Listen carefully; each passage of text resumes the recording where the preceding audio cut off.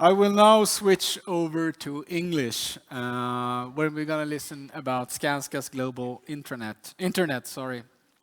And it's Hanna Karppi, who is Group Internet Digital Communications Manager at Skanska. She's an energetic and engaged never-giver-upper with almost 10 years of experience of communications positions at a Nordic and global level.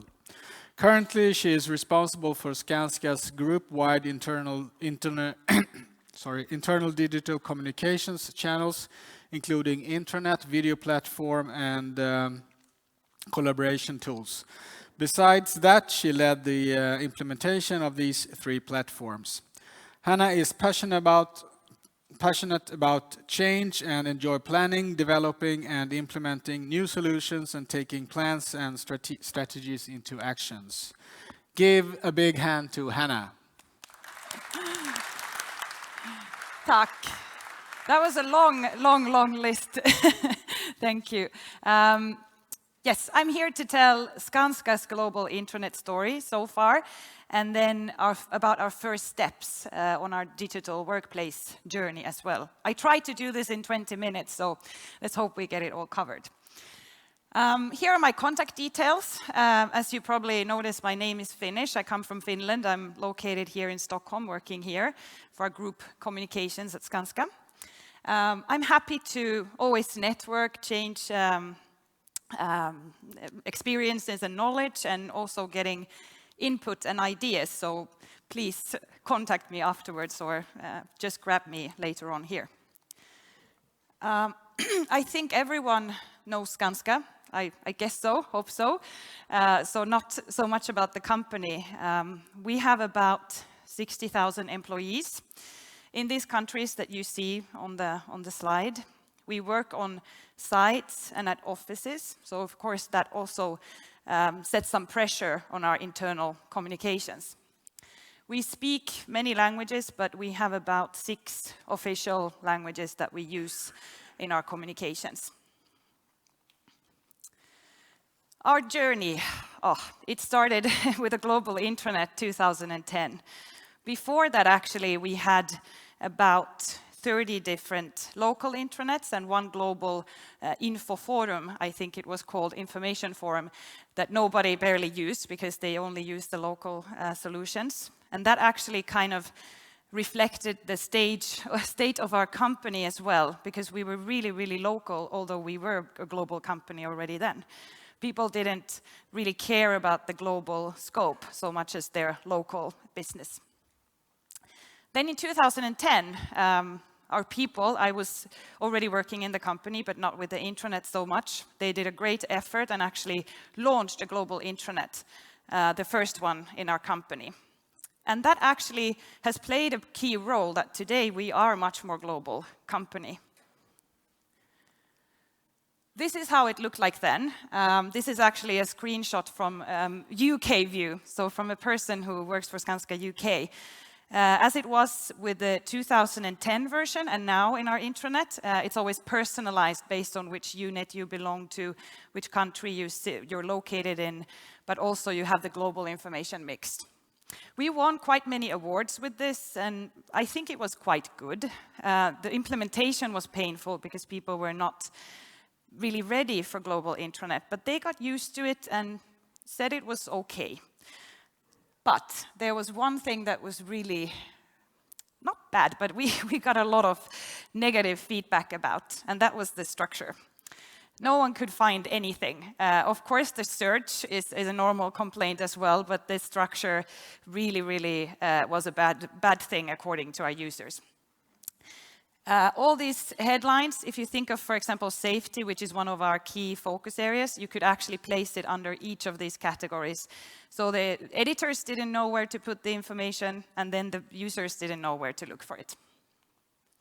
So I joined the team in 2013. Before that, I had worked for our Nordic units, and I came from a business unit myself. I knew the problems, and my task was to look into the structure. That was kind of the assignment I got as a first assignment.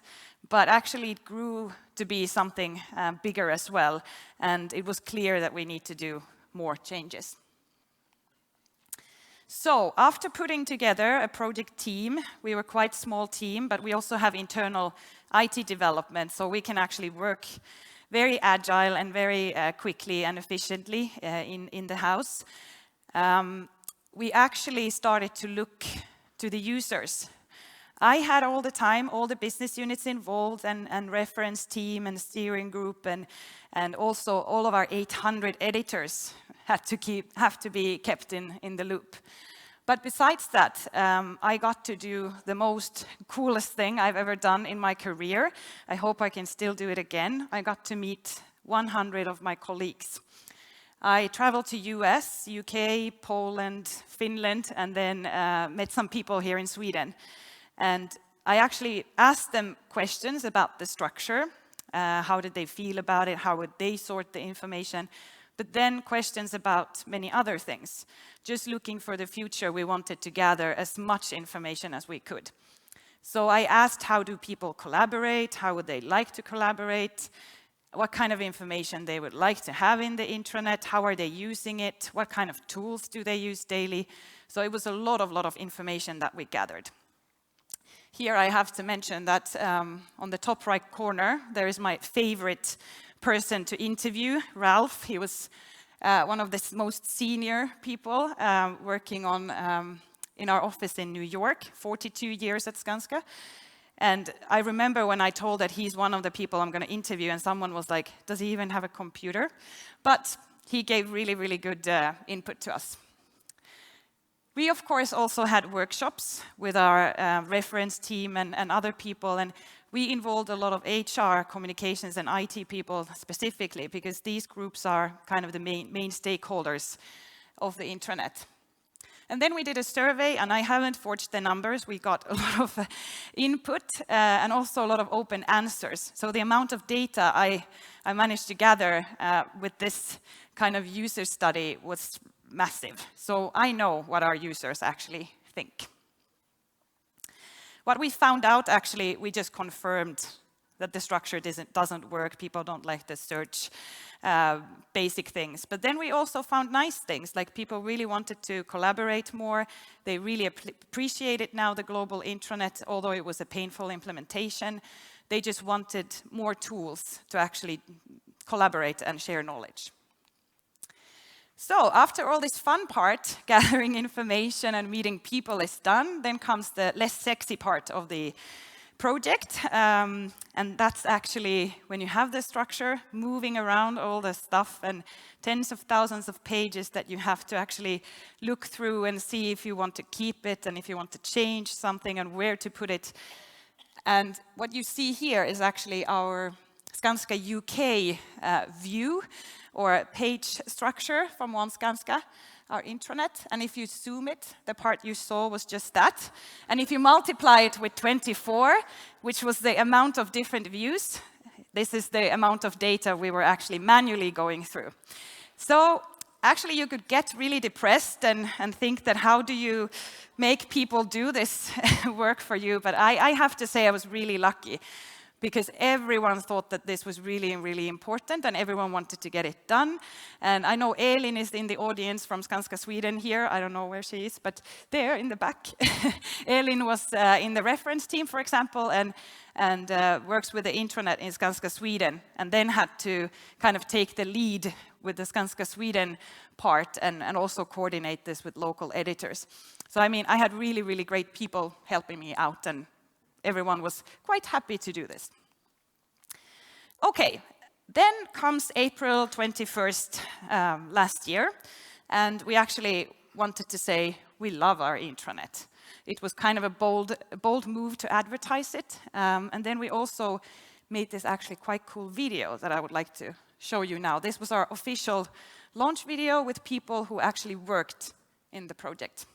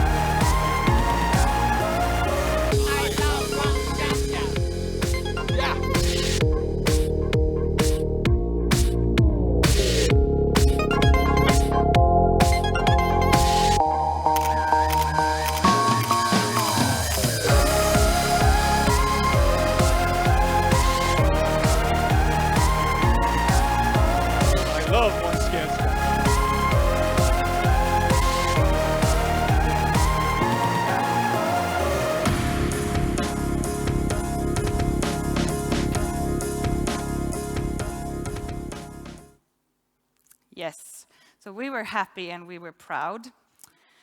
And it actually looked like this, or it looks like this now. So actually we didn't only change the structure, we also changed the design, added some new functionality, especially making it easier for people to find information about other units.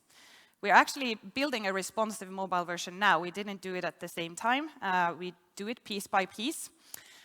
The structure is very different. We keep the global information or group-wide information, your unit information, and then 3 mixed categories, Skanska and me, being your HR and work-related issues, knowledge sharing, and what's going on for more what's going on in the company, meetings, events, collaboration, and so on. So, how did it go then? We were proud, we were happy, we had this great video, high expectations, we love OneSkanska.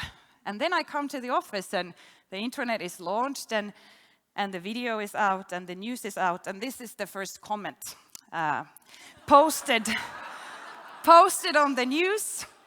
I have actually translated this from Finnish, so it came from my home country, from my colleague.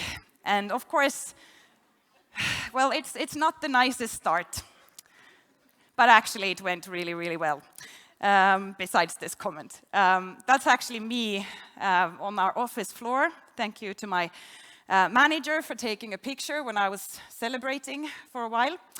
Actually, we had a very low resistance because we actually had everyone involved in the project. It's of course more intuitive. People actually found things. We gave more freedom to the local units to actually place their information, but still get the global scope. We had very high adaptation because we put a lot of effort, not so much money, but effort to very simple video tutorials. We've got very, very little feedback, but it was mainly positive and actually answered everything personally. So all the feedback I got through, for example, OneSkanska, I have answered maybe with some little help from the business units if I didn't understand the language. So why stop when you're on the run? Then in September, we actually launched our internal TV, or video platform, called OneSkanska Play. We didn't want to stop here, as it was a successful launch, and we had everyone involved, so let's continue.